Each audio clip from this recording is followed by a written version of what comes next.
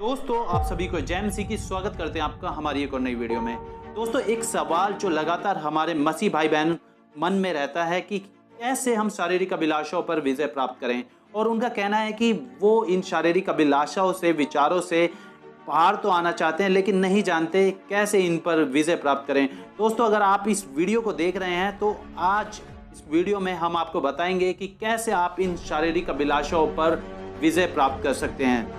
तो आइए दोस्तों हम शुरू करते हैं। दोस्तों पवित्र बाइबल हमें साफ साफ बताती है कि जैसे हमारा शारीरिक जीवन है वैसे ही हमारा आत्मिक जीवन भी है। संसार शरीर के लिए, शरीर आत्मा के लिए और आत्मा परमेश्वर के लिए बनी है। हमारा शारीरिक जीवन सीमित है, लेकिन इस शारीरिक जीवन में हुई घटनाओं के आधार पर भी हमारा अनंत जीवन निर्भर करता है।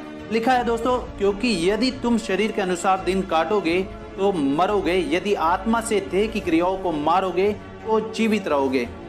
शरीर पर मन लगाना तो मृत्यु है, परंतु आत्मा पर मन लगाना जीवन है और शांति है। और जो शारीरिक दशा में है वो परमेश्वर को प्रसन्न नहीं कर सकते। इसलिए तुम प्रभु यीशु को पहन लो और शारीरिक अभिलाषाओं को पूरा करने का उपाय न करो। दोस्तों अगर आज किसी भी विश्वासी या अविश्वासी से पूछा जाए कि कौन सा ऐसा पाप है जो आपको आत्मिक जीवन या नॉर्मल लाइफ में बढ़ने से रोक रहा है, 80% से ज्यादा लोगों का जवाब यही होगा कि सेक्सुअल सिन, लस्ट और दूसरों की शरीर की लालसा रखना, गंदे विचार। दोस्तों जब से लॉकडाउन स्टार्ट हुआ है लोग फ्री हैं और तब से ये चीजें बहुत ज्यादा लोग फेस कर रहे हैं। दोस्तों आज इस वीडियो में हम आपको 6 ऐसी बातें बताएंगे जिनके द्वारा आप इन शारीरिक अभिलाषाओं पर, गंदे विचारों पर आप विजय प्राप्त कर सकें। पहली बात दोस्तों, ईश्वर के अधीन हो जाओ। जब हम किसी भी चीज का सामना बिल्कुल रुक कर करेंगे तभी हम उस पर विजय प्राप्त कर पाएंगे। और ऐसा ही एक आधार बाइबल भी हमें बताती है। लिखा है, इसलिए परमेश्वर के अधीन हो जाओ और शैतान का सामना करो तो वो तुम्हारे पास से भाग निकलेगा। दोस्तों वचन हमसे वादा करता है कि यदि हम परमेश्वर के अधीन होकर शैतान का सामना करेंगे तो वो हमारे सामने से भाग निकलेगा। दोस्तों किसी भी चीज से जीतने का रास्ता है परमेश्वर के अधीन होकर उस चीज का सामना करना, ताकि परमेश्वर की सामर्थ हम में बनी रहे। और सामना इसलिए करना है ताकि उस सामर्थ के द्वारा हम उस पर विजय प्राप्त कर सकें। दोस्तों यदि आज आपको शारीरिक अभिलाषाओं, व्यभिचार या गंदे सोच विचार या सेक्सुअल सिन पर विजय प्राप्त करनी है तो परमेश्वर के अधीन होने को छोड़कर कोई दूसरा रास्ता नहीं है। दोस्तों अपने आप को प्रभु को सरेंडर करें और छूटकर ऐसी अभिलाषाओं का सामना करें तो आप जरूर विजय प्राप्त कर पाएंगे। दूसरी बात दोस्तों, अपने मन को खुदा की बातों और उसके वचनों से भर लें। दोस्तों दाऊद ने सवाल पूछा कि कैसे जवान अपनी चाल को शुद्ध रखे, और वो खुद जवाब देता है कि तेरे वचन का पालन करने से। और फिर वो बोलता है, और मैंने तेरे वचन को अपने हृदय में रख छोड़ा है ताकि तेरे विरुद्ध पाप न कर सकूं। दोस्तों प्रभु का वचन ही एकमात्र ऐसा जरिया है जो पाप से दूर रहने में हमारी मदद करेगा। वचन हमें पाप से दूर रखेगा और पाप हमें वचन से दूर रखेगा। जब शैतान ने प्रभु यीशु की परीक्षा की तो तीनों बार प्रभु यीशु ने अपने वचन के द्वारा उस पर विजय प्राप्त की। दोस्तों अब आप मान लीजिए कि आप अपने कमरे में अकेले बैठे हैं और सडनली आपको गलत विचार या पोर्नोग्राफी देखने की इच्छा होती है, तो आप क्या करेंगे? मैं मानता हूं कि यदि आप परमेश्वर के वचन को जानते हैं तो आप इस बात से बचने का उपाय भी जान पाएंगे। लेकिन बाइबल में जब हम यूसुफ के बारे में देखते हैं, जब यूसुफ ऐसी स्थिति में था तो वो वहां से भाग निकलता है और वचन कहता है जवानी की अभिलाषा उससे भाग।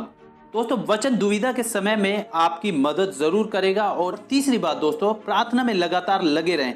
प्रभु यीशु ने अपने चेलों से कहा, जागते और प्रार्थना में लगे रहो ताकि तुम परीक्षा में ना पड़ो। दोस्तों प्रभु यीशु ने क्रूस पर जाने से पहले अपने चेलों को यह बात कही तो एक ऐसा समय था जब उन्हें सबसे ज्यादा प्रार्थना करने की जरूरत थी, लेकिन उस समय वो सो रहे थे। दोस्तों आज हम एक ऐसे समय में रह रहे हैं जहां कदम कदम पर चुनौतियां हैं, परीक्षाएं हैं, दिन बुरे हैं और अंत नजदीक है। हमें पता है कि हम बुरे विचारों से, अंतिम समय के कलेश से बच नहीं पा रहे हैं, लेकिन फिर भी हम सीरियस नहीं हैं और हम सो रहे हैं। दोस्तों यदि आज हम भी सोते रहेंगे तो ऐसी परीक्षाओं में पढ़ना तय है। अगर आप अपना समय प्रार्थना में नहीं लगाएंगे तो कहीं बुरी जगह आपका ध्यान तो लगेगा ही। दोस्तों चौथी बात, बुरे चाल चलन का त्याग करें। लिखा है, और परमेश्वर का अनुग्रह हमें चिताता है कि हम भक्ति और संसारिक अभिलाषाओं से मन फेरकर इस युग में संयम और धार्मिकता और भक्ति से जीवन बिताएं। दोस्तों, यदि आप कहें कि आप व्यभिचार शारीरिक अभिलाषा से बचना चाहते हैं लेकिन बुरी अभिलाषा को आप त्याग ही नहीं चाहते हैं, तो नो मैटर आप कितनी भी कोशिश करें, आप इन बातों से कभी नहीं निकल पाएंगे। ऐसे विचारों, गंदी बातों की बजाय लिखा है, उस धन्य आशा और उद्धारकर्ता मसीह यीशु की महिमा के प्रकट होने की प्रतीक्षा करते रहो, जिसने अपने आप को हमारे लिए दे दिया कि हमें हर प्रकार के अधर्म से छुड़ाकर और शुद्ध करके एक ऐसी जाति बनाए जो भले भले कामों में लगे रहें। परमेश्वर ने हमें अधर्म से, बुरी लालसाओं से छुड़ाने के लिए सब कुछ कर लिया है, लेकिन क्या आप अधर्म, बुरे चाल चलन को छोड़ने के लिए तैयार हैं? यदि आप खुदा के अनुग्रह को उचित रूप से समझ पाते हैं तो आप इन चीज़ों पर ज़रूर विजय पाएंगे। दोस्तों, पांचवी बात, अभिलाषाओं से भाग। गवानी की अभिलाषाओं से भाग और जो शुद्ध मन से प्रभु का नाम लेते हैं उनके साथ धार्मिकता, विश्वास, मेल मिलाप का पीछा करें। दोस्तों, बाइबल में जब बात आती है शैतान से लड़ने की, तो बाइबल कहती है कि तू शैतान का सामना करेगा तो वो भाग निकलेगा, लेकिन जब बात आती है अभिलाषाओं की तो बाइबल कहती है कि इन अभिलाषाओं से भाग।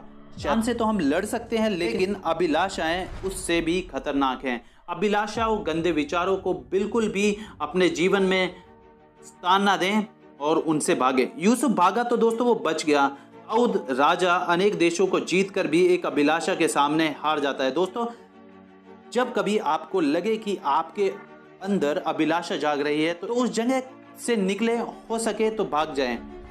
और दोस्तों, छठी बात, अंतिम परिणाम को समझें। दोस्तों, हमें हमेशा के लिए इस पृथ्वी पर नहीं रहना है। एक दिन हम सभी को मरना है और परमेश्वर के न्याय के सामने खड़ा होना है। अगर आप इन सब चीज़ों के प्रति सीरियस नहीं है तो तय है कि आप अपनी मंजिल पर कभी नहीं पहुंच पाएंगे जो स्वर्गीय पिता ने आपके लिए ठहराई है। दोस्तों, बाइबल में लिखा है, ना तो मूर्ति पूजक, ना टोना करने वाले, व्यभिचारी, ऐसे लोग परमेश्वर के राज्य में प्रवेश ना कर सकेंगे।